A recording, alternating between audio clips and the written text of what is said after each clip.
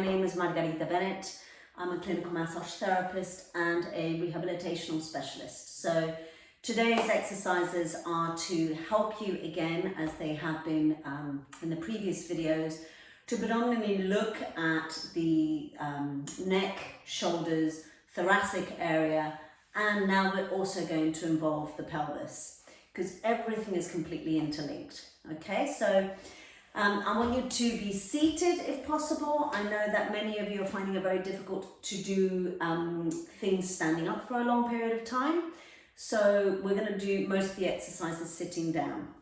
So find yourself a comfortable seat. I have a little stool, but if you have a normal chair, that would be great. Or you can do this on the side of your bed. So I want you to focus to begin with on your breath, because as I keep banging on, the breath is really, really important. It's important not only to calm your sympathetic nervous system down, but also to start mobilizing the connective tissue of your thoracic area, your intercostals, basically the whole of the rib cage. We have a dome shape muscle, which is your diaphragm, which kind of sits underneath the ribs, and it goes up and down and expands. It's a beautiful muscle. And there's another one underneath, which is part of your pelvic floor. So they both kind of work together. They kind of do this. So that's why we're going to be working with the pelvic floor today as well, so that we can bring some mobility into that area and some strength into that area, as well as the thoracic area. So I want you to begin by just warming up your neck muscles. So let's focus on the breath. You're going to breathe in through your nose and breathe out through your mouth if you're able to. If you have loads of coughing fits at the moment, then breathe out through your nose, okay? So we're going to go and bring down the chin. Really feel the neck moving away from you, and then come back up and then look up. So if I show you the side view, when I say move the chin, the head away from you, is I want you to, rather than just bringing the head down and forwards, which basically constricts the neck a little bit more, I want you to bring the head down, but then send the head behind you, away from you. So that is the movement. We're coming down and coming back up. Down and coming back up. We're going to do two more.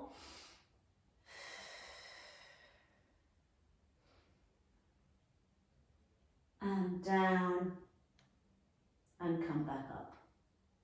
And then back to neutral. Neutral is always looking straight in front of you. Now we're going to place your hands on your knees, and I want you to now this time really focus on your spine. So as we're bringing the knee down to your chest, I want you to curve your spine from the base. So it's not just this. I want you to tuck your tailbone in and really focus on curving that spine and then releasing. Now there's a lot of movement that you can do there. Obviously I'm on a stool, so I have a lot more give. If you have a backrest, bring yourself slightly forwards, so that you're not pressing yourself into that backrest too much. So feet are planted on the floor so you don't lose your balance. Again, you can do this in your bed.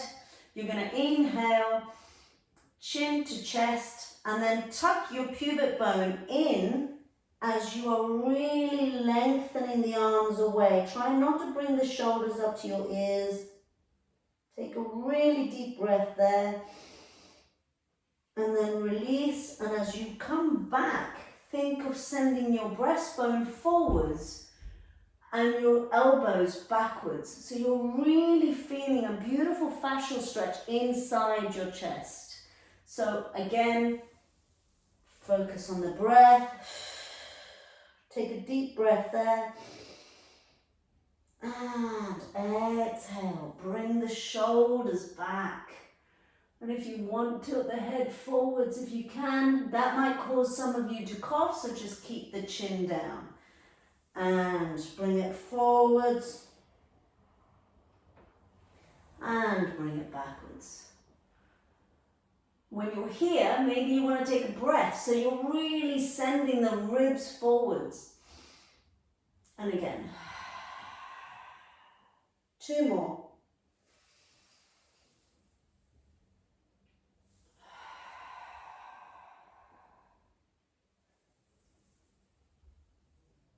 Amazing, guys. I know that might be difficult for some of you. Just go as far as you're able to, okay?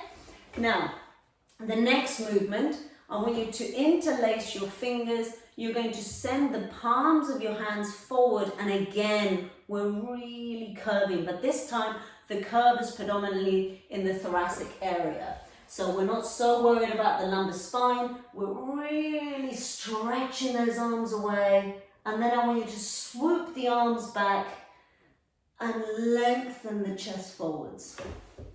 Okay, so interlace the fingers. Inhale, exhale out. Tuck your chin in. And then send the arms back. So you're really swooping them back and sending the chest forwards. And again, bring the arms together. Swoop. Send the arms, send the spine back, and then open up. As you open up, really feel the muscles of your arms working. That's it. It's a little bit more vigorous than I have been doing in other videos, but obviously take a moment to do as far as you can and as fast or as slow as it feels comfortable. So exhale. And inhale, exhale. You should really feel this in between your rhomboids, in between your shoulder blades. So lengthen and open again. Fantastic, well done. Now we're going to do a side bend. We've done those before. So you can place one hand on your knee for balance. Make sure that you are sitting comfortably so that you don't tilt. And you're going to come up and over. As we're coming up and over, I want you to send the ribs away. So you're really expanding these ribs out. And then coming back and expand out. Come back. And then if you want a little bit more movement, send one arm all the way down and really reach. And then release. Take a breath. Now in this position, you might want to take a breath because this will open the rib cage. So, and again. And then release and go to the other side. And release. So really send those ribs that way, and the arm goes over, release, and again, beautiful. One more. And release. Now we're going to do a little bit more movement that we've done before. I'm going to come back a little bit more so you can see. I want you to think of your pelvis, and I want you to really curve that pelvis. So really move in different directions. At the moment I'm doing a circular movement, and then I'm going to go the other way. So I'm literally pivoting my pelvis in all directions, okay? That will bring some movement into people that haven't actually been moving and have been stuck in bed for a little while. So the shoulders are going in both directions, and then I want you to move. Again, as I always caveat this, be mindful. I don't know what medical conditions you have, and I am not aware of your situation with your skeletal system, so how your back is doing, whether you have any herniated discs. If you do, this is not an exercise for herniated discs. This is just if you are fit and healthy in regards to your spine, just move in all directions. And if it feels uncomfortable, then don't do it. Beautiful. Now, we're going to do some rotation, predominantly focused on, again, the thoracic. So I want you to have your arms across. the pelvis stays facing forwards. So my pelvis is going to stay facing the camera, and I want you to rotate. As you rotate, I want you to think that you are like a little corkscrew going all the way up the spine. So you're going to inhale, exhale, and then return and go to the other side. Remember, we're not moving the pelvis, so the pelvis stays completely still. Now, if you can't move as far as I do, don't stress about it. Just go as far as you can. And if you can do more than me, then brilliant. Reach your full range of motion. Come back.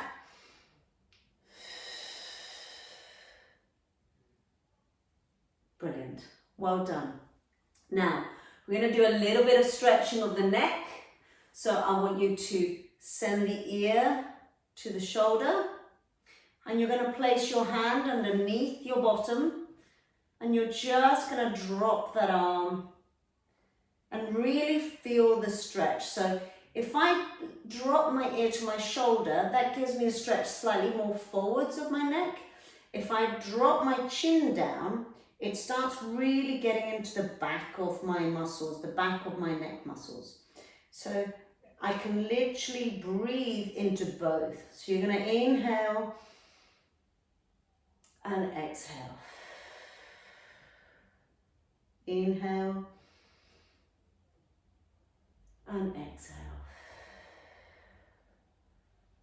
And it's a really gentle movement, and it's a gentle stretch. I'm not forcing it, but I'm definitely feeling it. And then I want you to swap the other side. So your hand goes underneath your bottom, the other hand drops for more gravity, and I start dropping my head. Now, if you probably notice, one side of my drop is a lot tighter than the other. So notice what's going on with you. What's tighter than the other? Possibly just being in one position for a few breaths, that will help that area stretch out. Now, it's important to stretch after you have done some movement. To do this stretch from cold, it wouldn't necessarily be comfortable or necessarily good for you. So make sure that you've done some movement, and if you haven't done some movement, that you have put maybe a hot water bottle on it, okay? And you're going to start rotating the head in different directions. So it's as if I'm drawing a little line with my chin.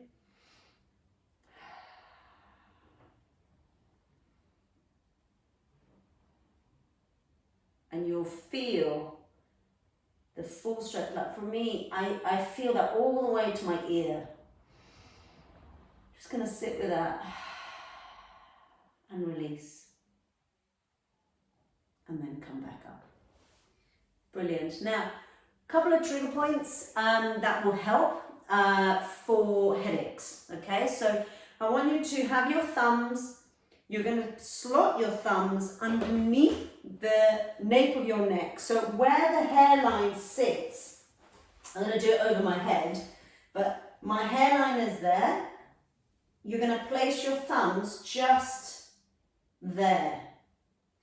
And it's a really gentle release. So there's no tension in my upper body. There's no tension in my body at all. I'm just allowing the thumbs to enter the cavity between the skull and my cervical tissue. So I'm just going to gently press in. If that is painful, which it might be in some of you, I need you to consider that you're going to do it gently. So then you're going to release. So if that is really painful, in my case, I'm not suffering from headaches, but if you guys are suffering from headaches, that's a lovely trigger point, but you need to think of a pain line. So if you're getting to a 10 because it's just so uncomfortable, then just release the tension, release the pressure that you're putting into that area. Try and get to a 5-6. If you can get to a 5-6, and you then you kind of let your head sink into your thumbs, and you hold that for about 12 seconds, which allows you to take a couple of breaths and then release. Then go along the ridge of the skull and do that again. I like to tilt my head because it kind of allows the thumbs to go in a little bit further.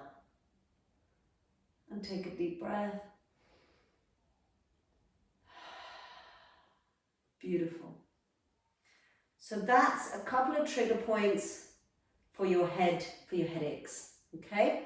Now, once you've done that, I want you to have your elbows out, and then you're going to bring the head in. And really, as you bring the head in, you're putting a little bit of pressure, but then you're going to put pressure into your hands from your head, and then come up. So I'll go explain that one again. I'm going to release my head down. I'm putting some pressure on the back of my head with my hands, and then I'm going to push at about 10% into my hands, and then I'm going to release. So I'm going to do that again. Inhale, exhale the chin down, put a little bit of pressure into your head with your hands, and then push with your head into your hands. That will activate the mid-back, and then release. Beautiful.